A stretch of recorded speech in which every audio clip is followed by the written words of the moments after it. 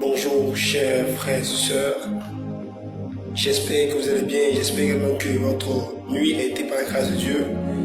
C'est toujours votre serviteur, le lit de Dieu, c'est Didier Koufi. Depuis un moment, j'étais en train de parler du mystère de la mort. J'ai parlé de la première partie, j'ai parlé également de la deuxième partie et aujourd'hui j'aimerais parler de la troisième partie. Vous savez, le mystère de la mort, comme je l'ai dit la dernière fois, que personne ne peut cerner, personne ne peut comprendre le mystère qui est caché derrière la mort. Alléluia. Vous voyez, il y a deux types de mort.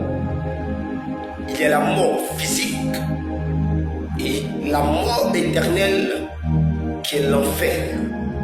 Et cette mort dont on appelle la mort éternelle qui est l'enfer, c'est lorsque tu vis de façon désordonnée sur la terre. C'est lorsque tu vis comme s'il n'y avait pas un être suprême du nom de Dieu qui est établi sur toi. C'est lorsque tu vis en un mot dans le péché que cette mort éternelle est pour toi. D'abord, qu'est-ce qui se passe lorsqu'une personne meurt? Vous devez comprendre avec moi que l'homme est composé de trois entités. La première entité, c'est le corps humain que vous voyez là. La deuxième entité, c'est l'âme. Et la troisième entité, c'est l'esprit. Alléluia.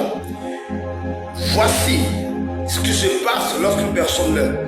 Quand une personne meurt, les trois parties vont se décomposer. Le corps qui était pris de la poussière.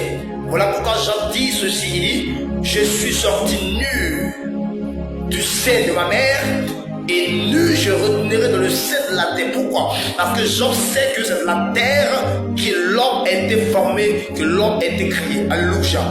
Et la deuxième partie qui est l'âme va dans le séjour des morts et c'est l'âme qui sera jugée.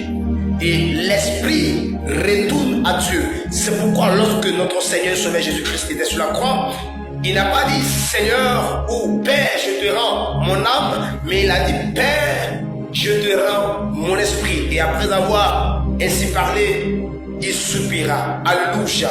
C'est pourquoi, comme c'est l'âme qui sera devant le trône de Dieu, c'est ton âme qui il faut entretenir au lieu d'entretenir ton corps. Que Dieu vous bénisse et nous sommes à demain 3h.